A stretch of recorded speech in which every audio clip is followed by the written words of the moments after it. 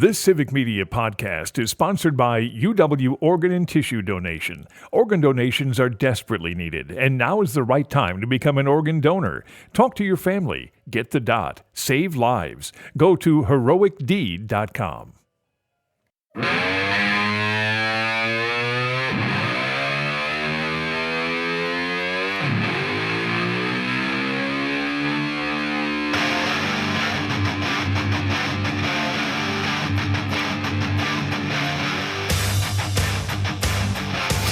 What is up, Wisconsin? This is Raised in Wisco, your one-stop shop for everything in the great outdoors of the great state of Wisconsin. I am your host, Joel Clayfish. Alongside me is the great, the amazing, the wonderful, top-notch, sidekick, side roller, shotgun shooter, shotgun rider, Danielle Fairman. I feel like that deserves a in high the five studio right with now. us. Let's do it. High five. I'm in. That was solid. High five it.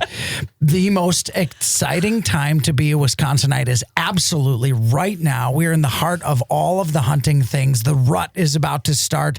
Geese and ducks are moving through the state at record pace, which brings me right off the bat to my weekly Wisco. I got back. We're going to get into this on the show. I'm so excited about it because I just got back from Wyoming and had an incredible hunt out there for pronghorn antelope.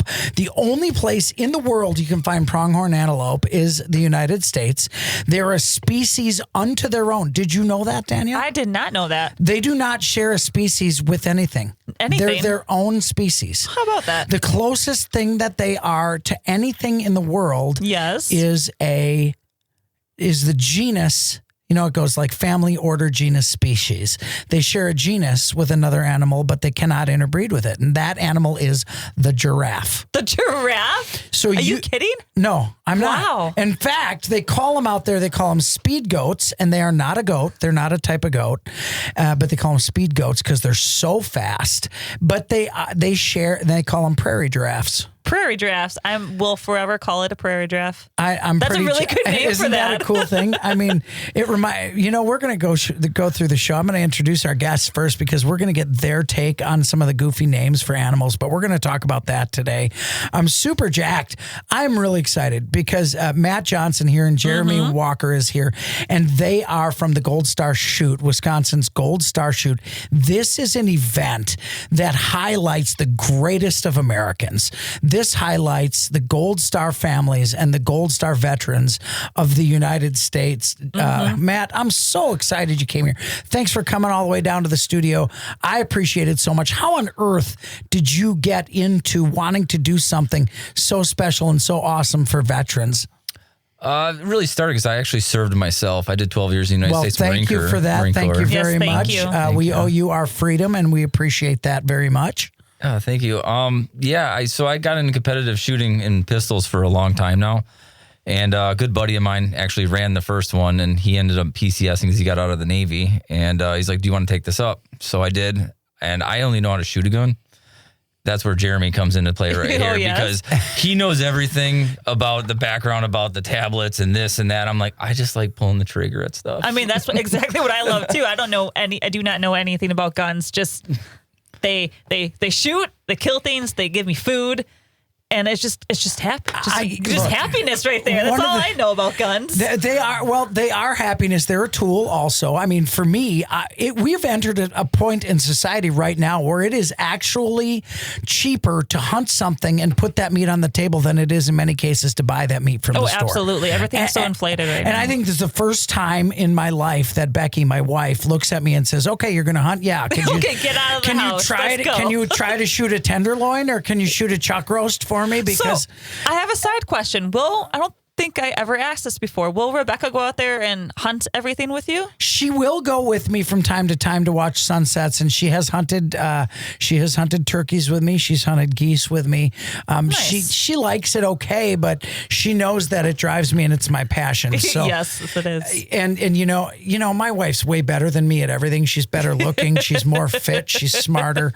While she does her thing, she never, ever impedes on my hunting or never says, no, you really shouldn't do it. You should get to the list, the honeydew list instead. She's very good about that, and I do appreciate it. But, Matt, what I've noticed, and that's one of the great things about Raised in Wisco and why we love having you along as our audience, because we are a show that teaches everybody from those who don't know anything about hunting, shooting, fishing, outdoors of Wisconsin, all the way to those who are experts. And we hope that there is something for everybody when we talk about it. But I want to talk specifically about the use of firearms. I've noticed in the years that I've hunted that there are two categories of people. There are hunters, and firearms to them are a tool. And then there are shooters. And these are the guys who are measuring drams of gunpowder, and they know about specific bullet weights and all that stuff. And I have noticed there's not much crossover. Either you're usually a shooter guy or you're a hunter person. And you are kind of that hybrid, which is rare. You know, you've set up the Gold Star Shoot, and we're going to get to the details of that. And you got to hear about this, folks, because I'd love you to be able to participate in next year's Gold Star Shoot. But you are kind of the hybrid between shooting and hunting. Correct. I actually reload my own ammo for pistol, but then when I go deer hunting down here, I use a shotgun that was bought at Kmart in 1997.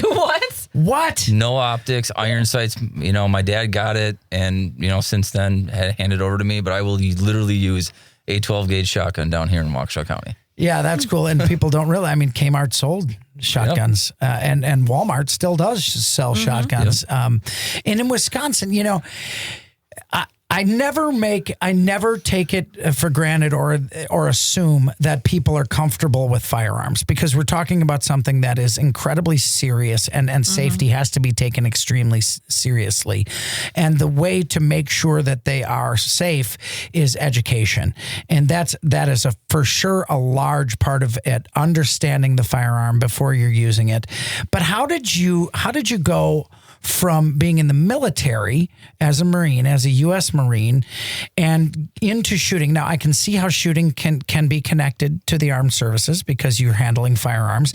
And then how did that cross over to hunting for you?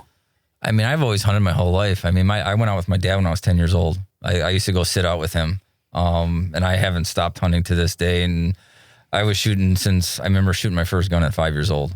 And that was just common back in the day. Like, kids now these days, I don't trust half those kids to shoot, honestly, with everything going on. But, you know, I've been shooting South 5, got into it after the military. And then just after the military, I was infantry. That's what we did.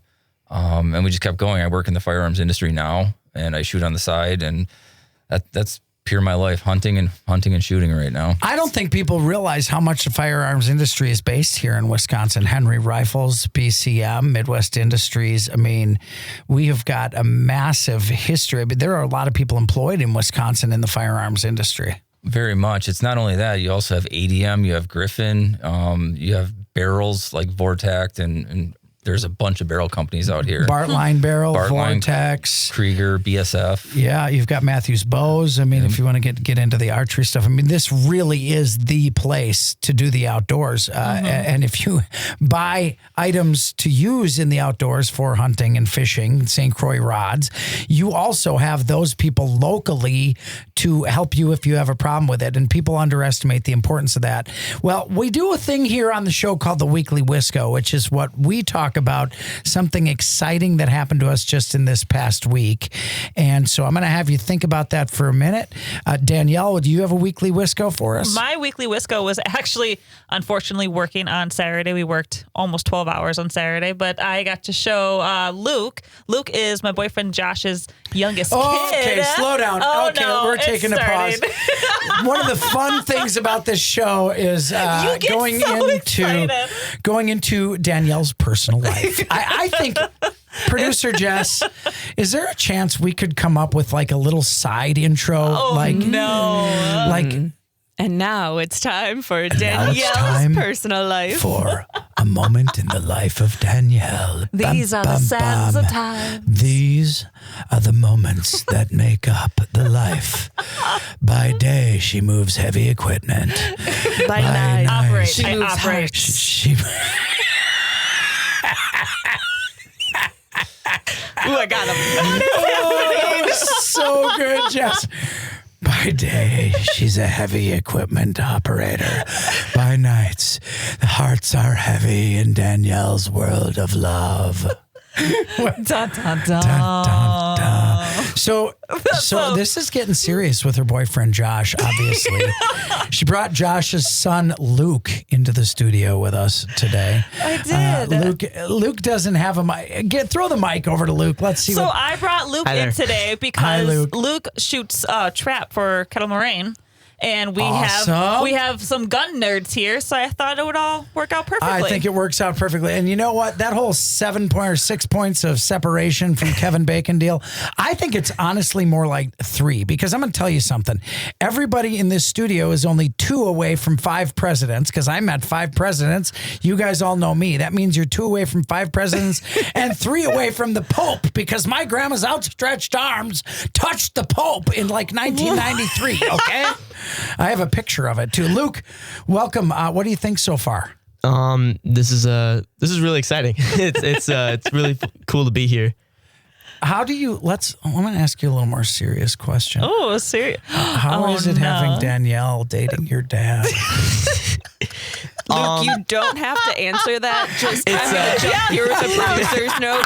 You do you. not have Dang to. it, I have to buy your groceries. It's really radical. Bandit is super cool. Right answers. Okay. Producer only because I have Producer Bandit. Jess was trying to avoid a snafu right there, and it just turned out perfectly.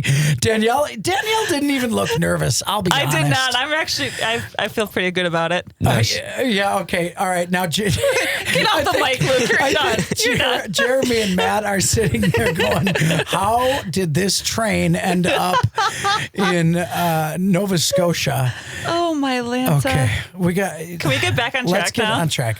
Oh, wait, So but your weekly Wisco. I helped teach Luke how to breast out a duck because Josh does it wrong. Josh just gets the wings off and keeps it all together, and you just fillet the breast off. So that's an ongoing thing. Oh, that is awesome. I'm moving on because I got irritated. My weekly Wisco was awesome. I literally had 10 minutes before I had to race to the studio, went in the backyard and harvested a wood duck and a beautiful green winged teal that are going to be amazing dishes, which I cannot wait to tell you about our recipe of the week. It's going to blow your mind. And we're going to get back with Matt and Jeremy talking about the Gold Star Shoot, veterans in the state of Wisconsin, how hunting, fishing, and the great outdoors can be therapeutic for those coming back and trying to assimilate back into our culture after they have fought to make sure we maintain our freedom. And that's one of the cool things about Raised in Wisco.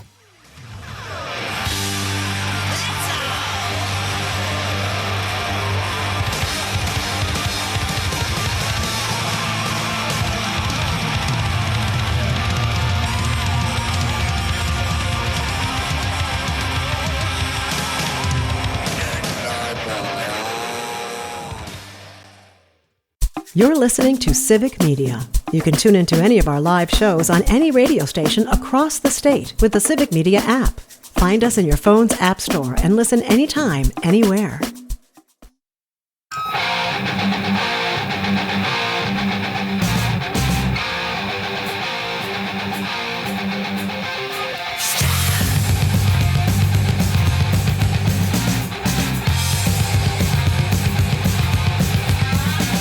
Raised in Wisco is your speed medal for the outdoors of Wisconsin. I'm Joel Clayfish sitting alongside Danielle Fairman.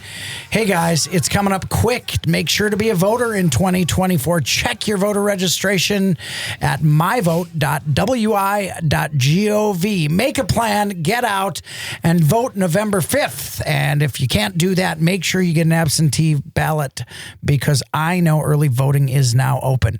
You know, we talk about it on this show. We don't tell you who to vote for. We say if you want to have and protect what you love to do, vote for the candidate that you believe is going to represent that. That's why the fall election is so important. Be a voter in 2024. And speaking of voting, it goes right into our guests today.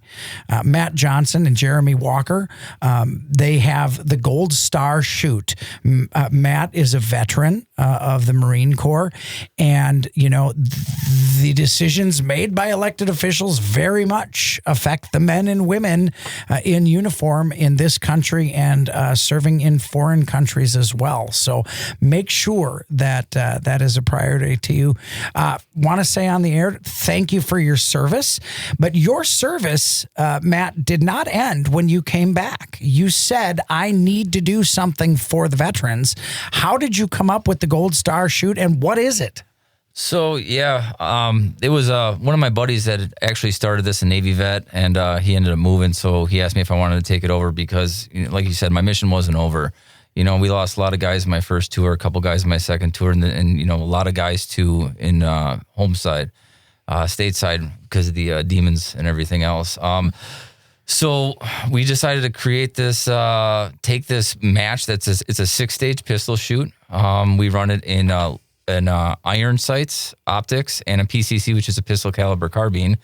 6 stages is hosted at Schultz Resort Rod and Gun Club in Muskego, Wisconsin. Wisconsin. And I got next to me right here, the guy that makes everything happen for me because I can make cool stages look really cool on paper, but he's the guy behind everything, making sure that I'm actually doing it right.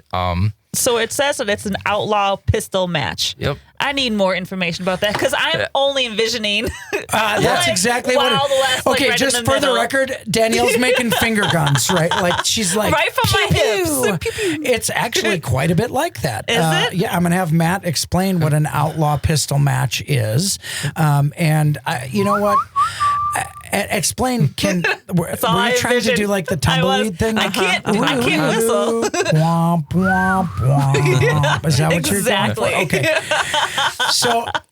So Matt, number one, how did you come up with it? Can people participate who are not shooters? Absolutely. Can they come? How do you get to be a part of it? How do you go to it? And how do you make sure, how do you support the veterans, let's say, if you're not a shooter, and how do you do it if you are? Right.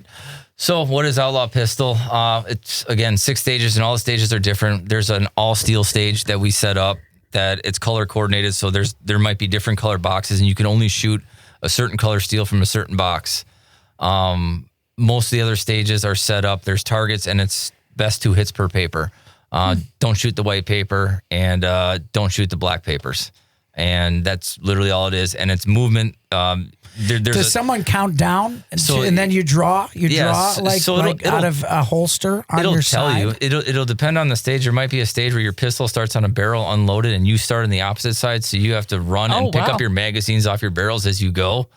And there's certain stages that, you start with your pistol fully loaded in your holster and everything else. We did a stage this year that we actually shot an AR-15, a shotgun, and your personal pistol or whatever you have.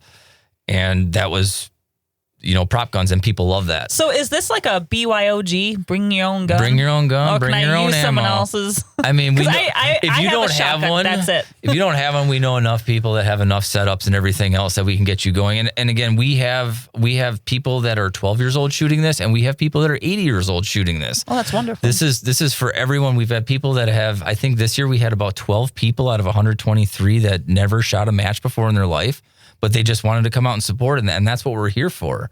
I mean, we want everyone. We want everyone from all climes and all places to come out and enjoy this match.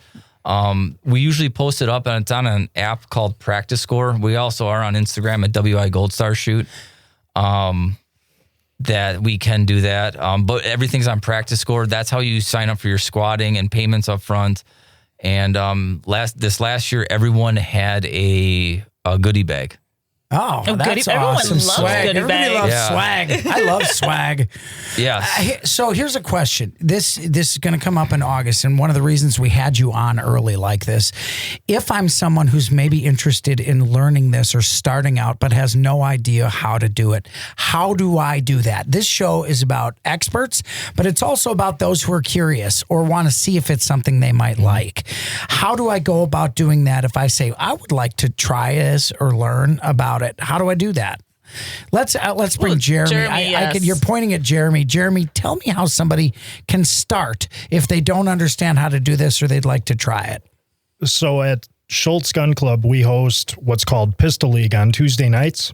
That's the second week of May through the second week of August.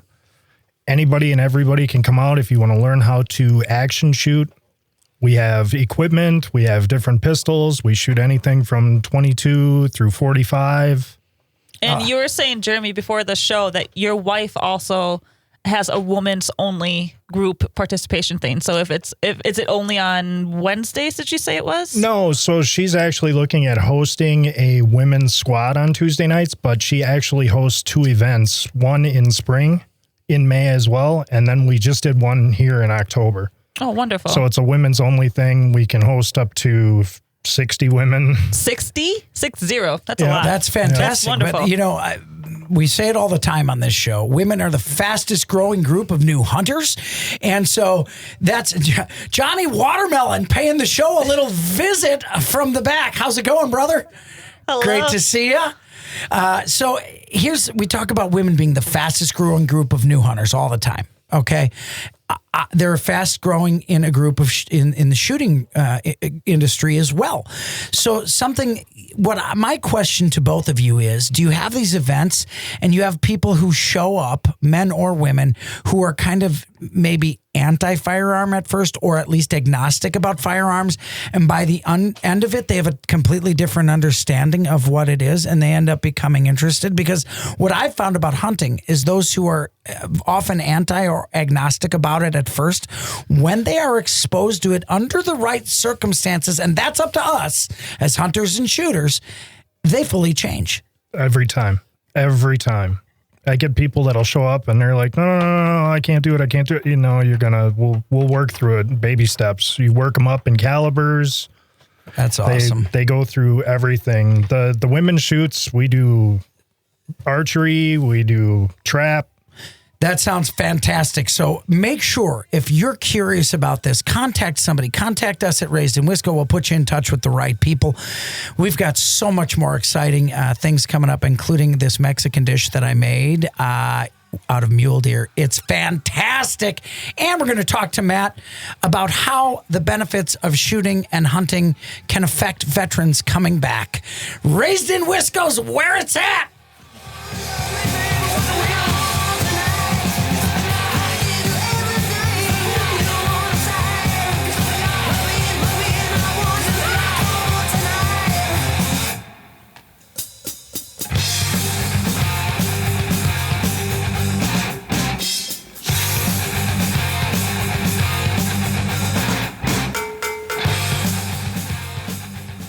You're an organ donor, right? Well, here's a tragic fact. Approximately 20 people die each day waiting for precious donated organs.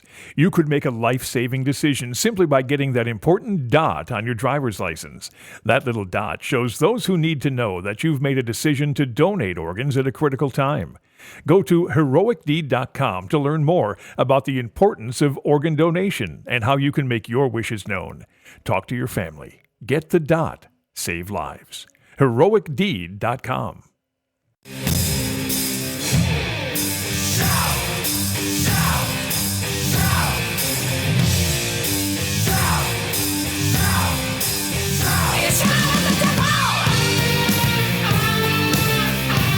Raised in Wisco's your best place to shout at the devil. Hey, a little Motley Crue there. I don't know. Then you pointed to my right shoulder. That's usually where. That's where the devil is. The devil's on your right shoulder, and the angel's on your left shoulder. Sure is. Folks, we love it when you join us on Raised in Wisco. I'm your host, Joel Clayfish, sitting alongside Danielle Fairman. Right now, I can't. Yes. My life is so crazy right now. I feel like your life has been crazy since the beginning of September. Yeah, I think it has been. Once hunting season hits, there's so much to do here in Wisconsin, but that's also the hunting season in other states and other countries. Fall is fall, unless you go south of the equator, and then those hunting seasons are opposite. So the middle of summer here is the coldest time south of the equator. So figure out, that's trippy, isn't it? It's very trippy. I want to know how super trippy. I want to know how flat earthers can figure that out. I mean, very good point. Matt Johnson and Jeremy Walker are here from Gold Star Shoot, and we are talking about everything from hunting to food to former military and the awesome shoot that they have set up here. They're both, Matt's a hunter as well. How did you get into hunting, Matt? I think it was just in my family's blood. My dad did it all his life and just brought me into it. And I love hunting. I'll never stop. It's kind of how the traditions pass on, though, from parents. But unfortunately, mine started from an ex-boyfriend. So I never had a parent who hunted. Oh, you did I not. never You started had a when you family. were the young age of 38.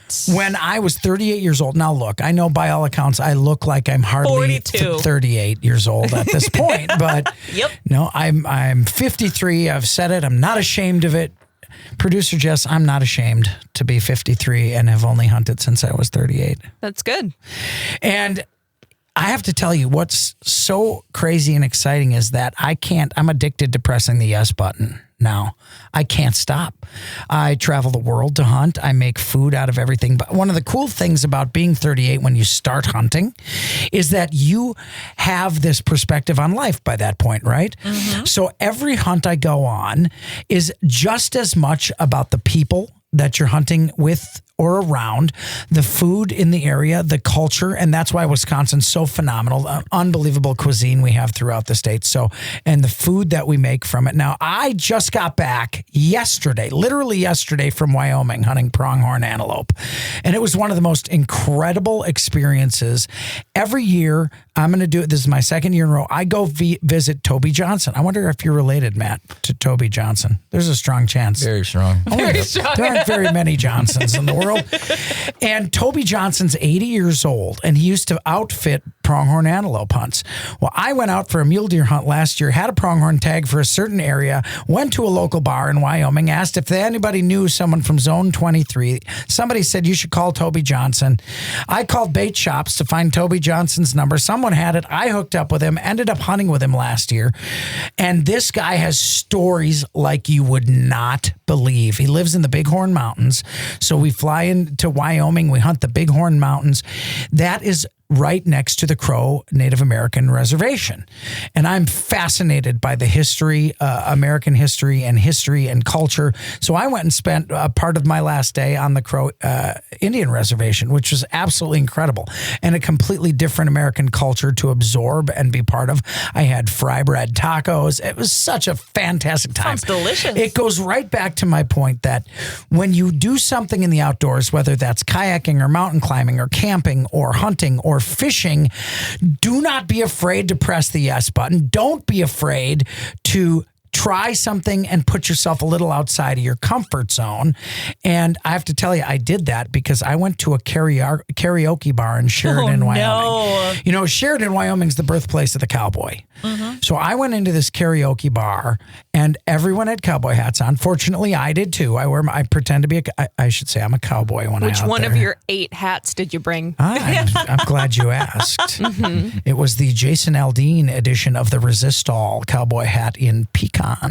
So you didn't think I would know? You didn't think I'd be able to rattle that off, did you? No, I fully expected you to be ready with that. I am a bit of a metro redneck. I will admit that. I like my camouflage to match. That's for sure. You like your style. I Nothing do. wrong with that. I'm a little embarrassed by it, but then on the other side of it, I'm perfectly okay with it. So I'm in this place, and there are like literally people. There were some folks. Let's just say they were dentally, hygienically challenged. Is that a way to say someone's missing teeth? Is that a nicer you way? can just say missing teeth. There were a few folks who may have been waiting on some new teeth to arrive. I mean, didn't have them in yet. And I sang Coming to America. Now, you know, I'm stone sober, so I haven't drank in 14 years. So I'm up there and it takes a lot to karaoke when you're stone sober. And so I get up there and I sing, and pretty soon, like the cowboy hats in the crowd are like clapping and singing along to Neil Diamond in the karaoke bar in Sheridan, That has to be Wyoming. kind of fun though, having everyone sing along. It was crazy. I think I had like 6 non-alcoholic beers in a row. I was on cloud 9. If I go to a karaoke bar, I'm turning around and walking right back out. Why? I hate karaoke Why? because 90% of the time it's people who cannot sing and they mix up That's the why words. it's not called a concert. Yeah, that's 90% That's of the joy. exactly why I turn around and walk right back Oh, out. see, I'm with producer Jess. I think that's why it's fun, because people get up and they just don't care. Because there is some endorphin rush or something about singing that absolutely gets to the soul of a person, and they're, when people are singing, they love it. And what I love is when you're trying, you get, come on, no, I don't want to, no, I don't want to, no, I don't wanna. I feel like Matt is a definitely karaoke singer. Matt, are you a karaoke Johnson? singer? You don't want to hear that. I'll sing in my car, but it doesn't go past that. Same. That's exactly where I'm at. Oh yeah. So put yourself outside of your comfort zone. Don't be afraid.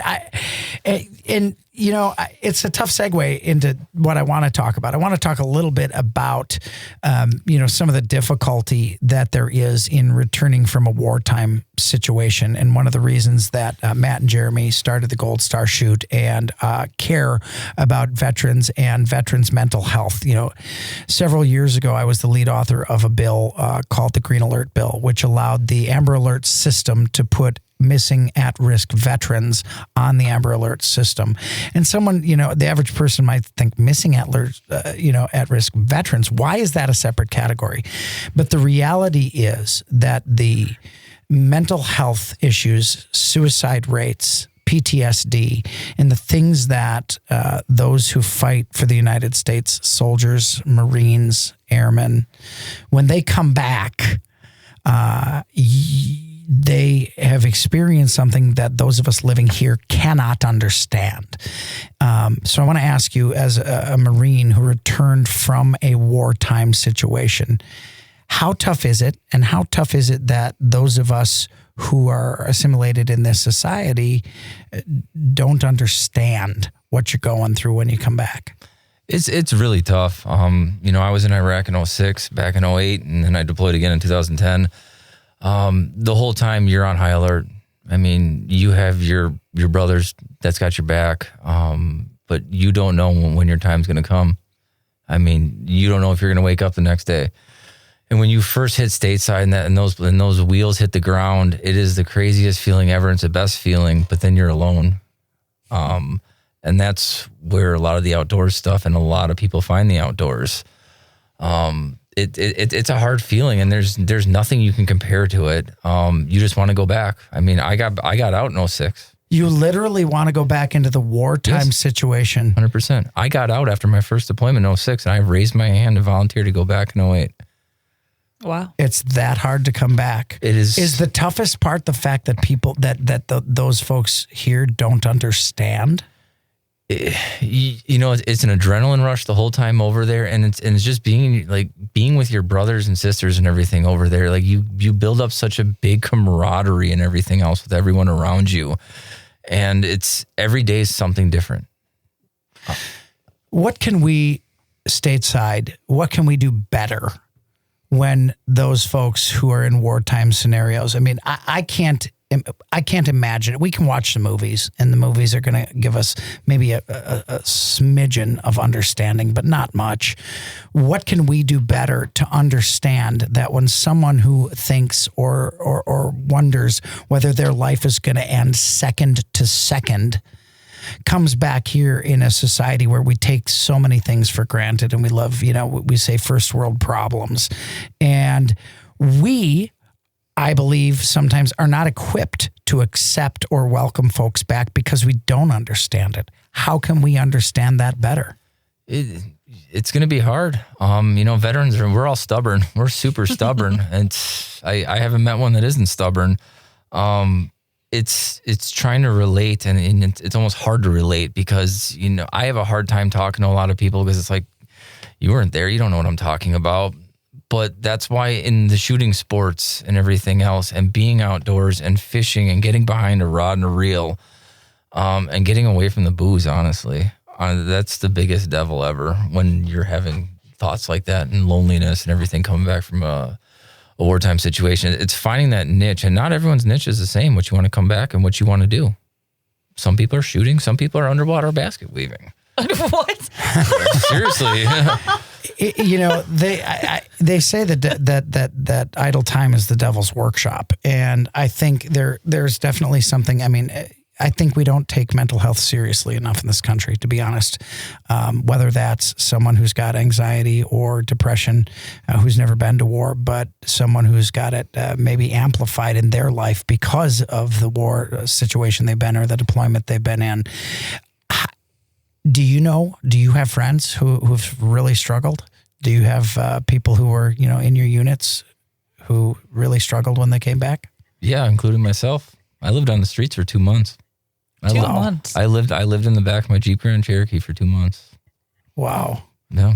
And I know a lot of others that struggle too. And, unfortunately we've lost some. And for the rest of them, we're there for them at any time. I just ran into one guy I served with, at Fleet Farm this last weekend. And we talked for about half hour, 45 minutes. I'm like, dude, you good? He's like, yeah, man, let's get together sometimes. I'm like, dude, you're only 22 minutes down the road. I didn't know this. And he went through a lot of stuff too. And it's like, hey, dude, let's get together. And it's just those little things where it's, hey, dude, let's get together. And when your friend said, hey, let's do this Wisconsin Gold Star shoot together, and then he left, how long ago after you came back that you started doing that? I mean, I technically got out of the Marine Corps in 2016. And this didn't start till, what was that, 2021? Yeah, 2021. So I've been searching for something for a long time, and I finally found it with this.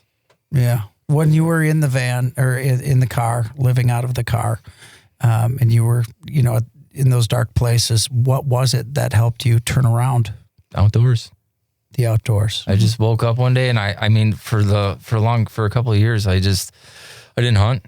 And all of a sudden I woke up one day and back, I'm like, yeah. And I started getting back outdoors, and my family's got a cabin up north, right outside of Anago. Getting out back there fishing, getting back out deer hunting, picked up into turkey hunting, into dove hunting, just spiraled from there. You know that.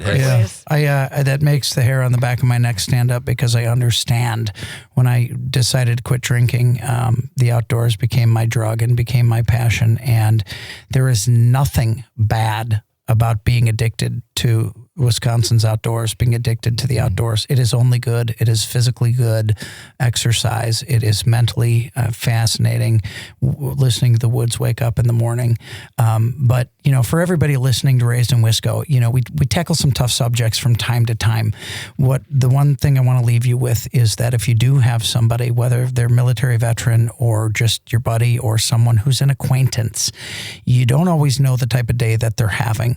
And never, ever, ever, ever take for granted that when they say things are not going okay, that the next time you see them, they might not still be going okay. Take action at that very point and ask to help them at that one time, because that may be where they're at their bottom. And it's up to us, in the outdoors, in every industry here, to make sure that if somebody is willing and somebody shows that they need help or even asks for help, that we do step in and give them help. We're going to come back and have an awesome cooking discussion, because, like I say, Raised in Wisco is always a food show.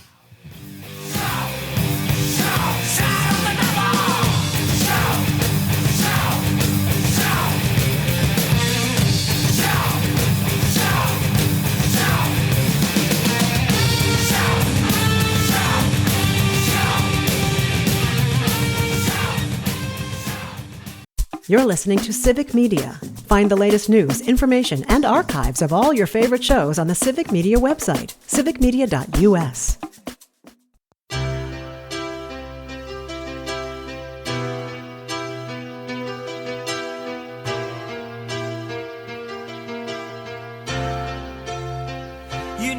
I'm a dreamer, but my heart's of gold. Raised in Wisco is your place to come home sweet home. Oh, man. You wondered how I was going to segue. Producer Jess, was that all right? That wasn't horrible, That was beautiful. was it? That was Thank beautiful. you. That's all. I've got like segue connections tonight instead of dad jokes. Is that okay? We have not had one dad joke this whole entire segment. Well, be careful what you wish for, Danielle. There's still time. Home sweet home cooking is what we're going to talk about.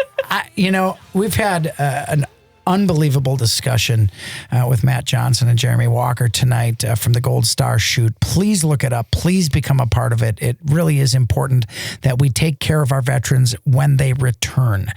I think a lot of people think they're out of the wartime scenario and it's all good when they get back, and that is just not the case. And we want to make it our mission also to help them to be able to save some who are struggling. And one of the things that comforts me is cooking what I harvest, whether that's harvesting, foraging, hunting animals. I love the food as much as I love the hunt. I love the culture of the people I hunt with. I love the friends I make. I love the camaraderie. I love the nature, but I really love the food. And you were telling me, Matt, that you just had wild game within the last week. Yeah, venison. That's a common crutch in our household. Yeah. And one of the things we were talking about with the price of groceries and the cost of meat, you can literally hunt your game, I think, for less expensive than you can buy it in the grocery store now. And that is incredibly exciting. I shared with you that I was in Wyoming, so I want to talk about what I made. Now, when you're thinking out of the box, it's tough to be creative with wild game sometimes because you've got just meat, right?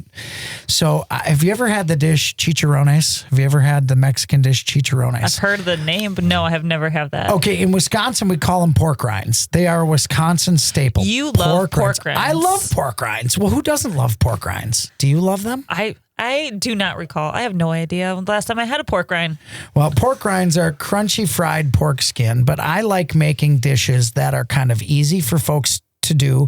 And there's a Mexican dish where pork rinds are simmered and cooked until they're soft in a green chili sauce and topped with your favorite toppings, Mexican sour cream, your favorite salsa, some jalapenos. Did you say Mexican sour cream? Yeah, Mexican sour cream. What's the difference between regular sour cream and Mexican? Danielle. Oh, my Lanza. All these eyeballs I'm getting at me right now. No, I'm with Crema. you, Danielle. What is Crema. happening? Explain. Porque las personas quien viven con crema es What did he más say, mejor.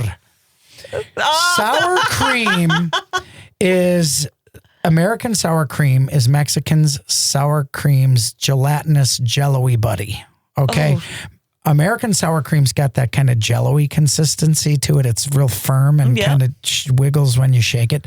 Mexican sour cream is very creamy. Ooh. It's a little more liquidy, so it's not as thick, but it's oh my gosh, it's heaven. It is heaven on earth, and it's fantastic. They call it table cream or crema. It's phenomenal. All So right, then. I took this mule deer back straps and I chopped it into little 1/4-inch cubes. I fried onions in butter, first of all. And then I dusted them with Provider drop tine. Oh, drop tine. Use your favorite seasoning. Dust your cubes of meat and throw them in with the sauteing onions and butter. You can't go wrong with that flavor, first of all. Absolutely not. That heat will force the flavor into the meat. Only flash fry them. You don't want to overcook them. Then I added just a can of green salsa verde enchilada sauce. And then I added a bag of pork rinds. Instead of going through all making the pork skin and putting it in, I just added a bag of pork rinds, crunchy pork rinds, and let it simmer. Covered it, let it simmer until they were soft, like the chicharrone dish at a Mexican restaurant. You can go on the Provider and see this recipe, watch this recipe, learn this if you'd like to, but it's super easy. And then I topped it with Mexican sour cream and homemade salsa fresca, and it was out of this world. That sounds man. delicious. Oh my gosh, it was freaking fantastic. I feel like if you want to make that a little bit more festive, since Halloween is coming up, you can hollow out a pumpkin and make some wild rice with that and shove that all in.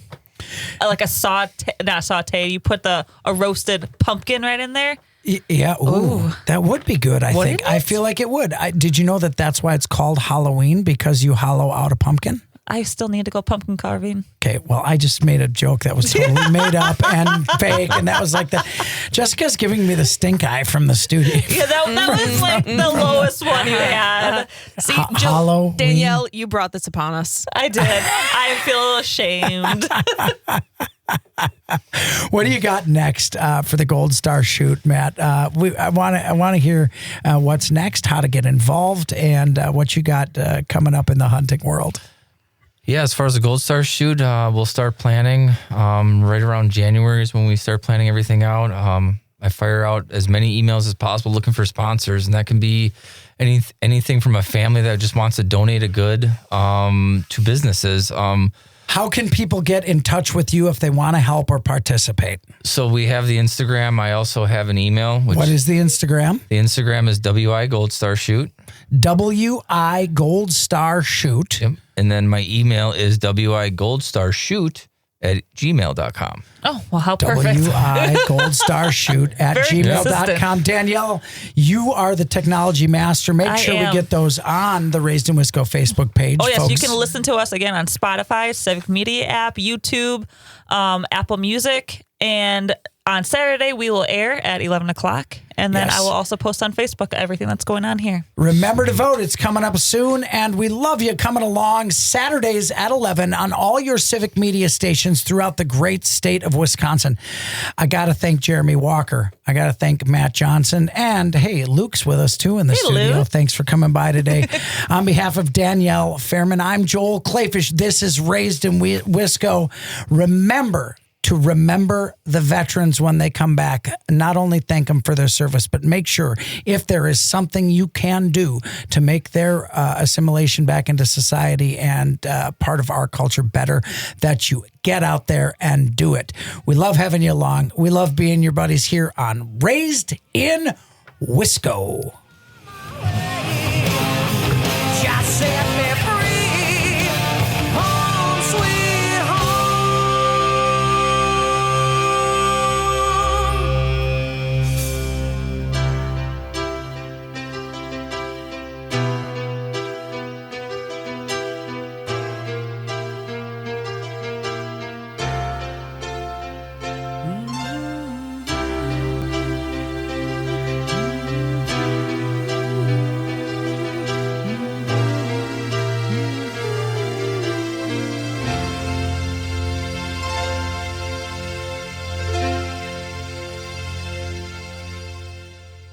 The national news cycle never stops, but it can be hard to find news about your local community. Civic Media is dedicated to providing quality local and state news coverage across Wisconsin. With the Civic Media app, you can get notifications about local stories that matter to you and your community. Find the free Civic Media app in your phone's app store and choose notifications from the menu to tell us what kind of news you want to hear about.